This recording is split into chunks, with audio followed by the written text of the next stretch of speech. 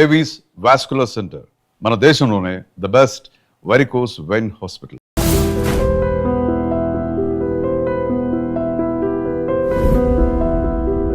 ఇంత వర్మ గారి టాపిక్ కూడా తీశారు కాబట్టి శివ టాపిక్ దాంట్లోంచి మీరు కొన్ని రోజులు తొలగించబడ్డారు. అది ఎంతవరకు నిజం? స్క్రిప్ట్ రాసేసాను.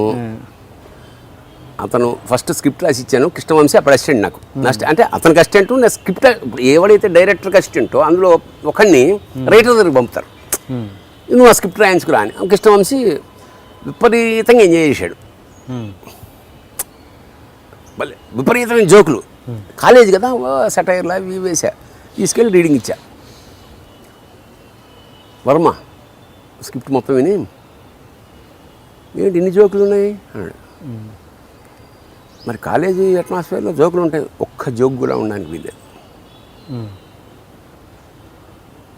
ఉండకుండా వద్దు, జోకు అన్నది ఉండదు ఆ సినిమాలో. మరి what I told and what that you have written. Sir you have given me the basic, I have developed. No, I don't want a single joke. ఇది ఆడే సినిమానే, గొప్ప సినిమా. అది మొత్తం తీసేసి మామూలుగా కృష్ణవంశీ ఏంటన్నా ఇంక సినిమా ఏముంటుంది. ఇక ఆ సినిమా యూనిట్ అంతా గోపాలరెడ్డి గారితో సహా వచ్చి ఇట్లా ఒక్కడే నమ్మాడు వర్మని, నాగార్జున. ఎవరికి నమ్మకం లేదు. సరే రాసేసి అయిపోయింది. ఈ రాసిన స్క్రిప్ట్ని నేను అప్పుడు మెడ్రాస్లో ఉంటున్నాను, చెన్నై. పొద్దున్న సడన్గా నాకు మార్నింగ్ ఫ్లైట్కి రమ్మాలి. నేను యాక్చువల్గా స్క్రిప్ట్ అంతా అయిపోయి రీరైట్ చేసి ఆయన కావాల్సినట్టు అది ఆయన చేతికి ఇచ్చి వెళ్ళాలి. ఈలోగా నాకు మార్నింగ్ ఫ్లైట్కి రమ్మన్నారు. కమ్యూనికేషన్స్ అప్పుడు సెల్లు గొడవ కాదు కదా, ఫోన్లు. నేను నా మిత్రుడు ఉన్నాడు, సివిఎల్ నరసింహారావు అని నటుడు, చిన్ననాటి వాడు, అడ్వకేట్. వాడికి కవర్లో పెట్టి ఇచ్చి, నువ్వు అన్నపూర్ణ స్టూడియోస్లో ఇచ్చానని చెప్పి ఇచ్చేరా నువ్వు. వర్షం, వర్షం. సరే నేను ఇచ్చేస్తానులే రేపు అన్నాడు. నేను మార్నింగ్ ఫ్లైట్కి వెళ్ళిపోయా. వీడు మర్నాడు తీసుకెళ్ళి కారులో వెళ్ళి ఇచ్చేసాడు. అంతే. మళ్ళీ నాకు ఫోన్ లేదు. బాగుందేమో, మళ్ళీ ఫోన్ ఎందుకు అనుకున్నాను. అంత అయిపోతులే కదా, బాగుంది, నచ్చి ఉంటుంది. సినిమా షెడ్యూల్ ప్రారంభం శివాఢ్యంగ్ అని చేయింతో ఒక పెద్ద బోర్డు, నా పేరు లేదు. ఏది ఎప్పుడు సినిమా అనౌన్స్మెంట్ అవుతుందిగా, శివ అని చేయింతో ఎర్రగా, పేరు లేదు నాకు ఎక్కడ. నాకు కొంచెం ఇదేంటి ఇంత కష్టపడి రాసి.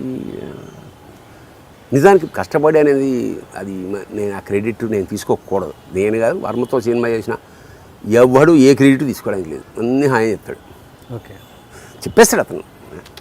సరే టీకే ఎట్లా నేను చెన్నైకి వెళ్ళిపోయా. నాగేశ్వర డైరెక్టర్ నాకు ఫోన్ చేసి, ఏమైనా సినిమా మొదలవుతుంది నెక్స్ట్ వీక్, మళ్ళీ రాలేదు, నేనేం చేయను, వాళ్ళకి రెస్పాన్స్ లేదు. అది ఏదో ఆయనకి కొంచెం అలిగాడు ఏదో విషయం, ఆ విషయం నాకు తెలీదు. అందుకని మధ్యలో వేరే వాళ్ళని కూడా పిలిపించాడు. అవి ఇవి. సరే ఇప్పుడు ఏం చేయమంటున్నాను, ఒక్కసారి హలో అని ఈ ఊళ్ళోనే ఉన్నాడు. నేను అనడం ఏంటంటే, నేను నా పని నేను చేసాను కదండి. అవన్నీ ఎందుకు ఇండస్ట్రీలో ఉంటూ, పెద్ద డైరెక్టరు, అతను ఫస్ట్ టైం అంటే పెద్ద డైరెక్టర్ అవుతే అట్లా ఆ టైప్ పెద్ద కంపెనీ కదా. సార్ తప్పేమని ఫోన్ చేశాను. ఎత్తాడు. భరణి ఏంటి చాలా రోజుల తర్వాత, అది నేను అనాల్సింది మీరు అన్నారేంటి. సరే ఠీక్, ఎప్పుడు అట్లాగే ఉంటుంది, రివర్స్ బ్యాచ్ కదా. అంటే అవన్నీ అవి ఇవి కూడా గుర్తుండవు అతనికి, అది గమ్మత్తు. ఏంటి అన్నాడు ఫోన్లో. నేను ఇమాజిన్ చేయను ఆయన ఎలా అంటున్నాడు.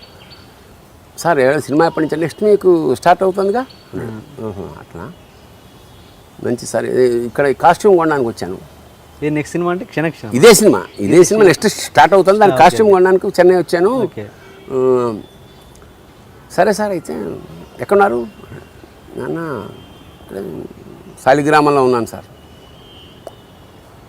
ఈవినింగ్ ఫ్లైట్ నాకు 7 o'clockకి, అదే ఈవినింగ్ ఫ్లైటు.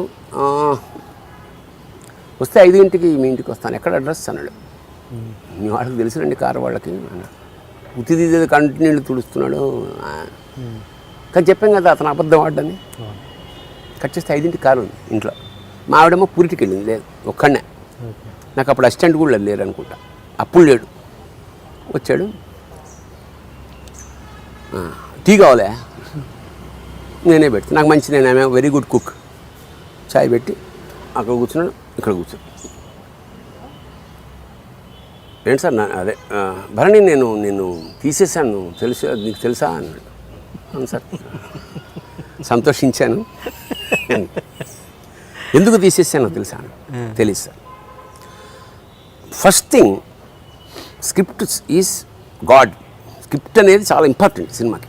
అలాంటి స్క్రిప్ట్ నువ్వు ఎవడో ముఖం లేని వాడితోటి నాకు హ్యాండ్ ఓవర్ చేయాల్సిన నా స్క్రిప్ట్ని నువ్వు ఎవరితోటో థర్డ్ పర్సన్ ఆడెవడనే పంపించావు. First mistake. అవునా కాదా? Mistake sir. నాకు తెలుసు దాని ఇంపార్టెంట్, నాకు తెలుసు. అది కారణం నేను మార్నింగ్ ఫ్లైట్కి వెళ్తున్నా, వర్షం, మరో గచ్చంతం లేదు, కారు ఉన్న ఫ్రెండ్ ఆడొక్కడే, దాన్ని తడవకుండా కవర్ వేసి పంపాను. But still sorry for that. ఏదో చేసి రాత్రో ఇవాళ అప్పుడు ఈ ఫెసిలిటీస్ ఏం లేదు. సరే వాటెవర్, మీరు క్షమిస్తే రెండు, ఈ కథని నువ్వు how dare that you told the story to mister Ravikishore of seventy movies.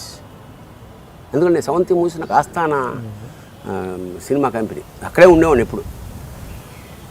నేను that is not true sir, because I'm a professional writer. Ladies tailor కదా, నేను అక్కడ రాసుకుని ఇక్కడికి ఎట్లా చెప్తే ఇంకో కంపెనీకి ఎట్లా బతకగలను అసలు అట్లా? ఇప్పుడు అప్పుడే ఇది 15వ సినిమా నాకు.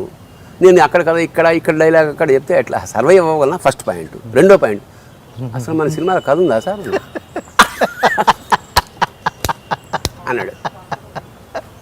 అదే ఇన్సిడెంట్లు, మంచి స్క్రీన్ ప్లే, ఒక అదే అని నా పైన చూసి, నా పైన శ్రీదేవి బొమ్మ ఉంది. భరణి ఈవిడితో సినిమా తీయాలి, శ్రీదేవి ఐ లైక్. సార్ శ్రీదేవితో తీద్దురుగా నా సంగతి ఏమిటన్నా, ఎల్లుండి ఫైట్కి రా అన్నాడు. క్లారిటీ వచ్చేసిందా? సో అతని కోపము, అతని ద్వేషము, అతని ప్రేమ, అతని అటాచ్మెంట్ అన్ని క్షణభంగురాలే. శ్రీదేవి ఫోటో మీ ఇంట్లో ఎందుకుంది? ఆర్టిస్ట్ పెట్టుకున్నాం, ఏదో క్యాలెండర్ వచ్చింది పెట్టింది. అది చూసారా, ఇది కార్యకారణ సంబంధం. అసలు నేను పెద్ద శ్రీదేవి ఫ్యాన్ ఏం కాదు. శ్రీదేవి అందరికీ ఇష్టమో, నాకు ఇష్టమో. ఏ టపాకాయలు అప్పుడు ఉంటుంది కదా, పెట్టామన్నమాట కొత్తగా. నా వెనకాల ఉందని అంత నోటీస్ కూడా నేను చేయలేదు. అతనికి ఇష్టం కాబట్టి శ్రీదేవి అన్నాడు. తర్వాత సినిమా తీశాడు, మనల్ని ఏమో అది వేరే విషయం.